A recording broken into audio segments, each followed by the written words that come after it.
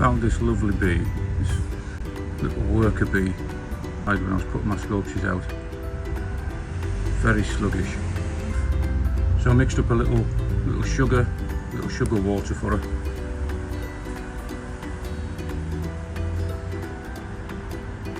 And she's had a drink.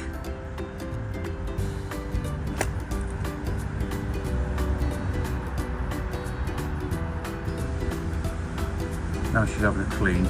Beautiful, beautiful honeybee. The unfortunate thing is I think she's probably quite old. Her wings are frayed.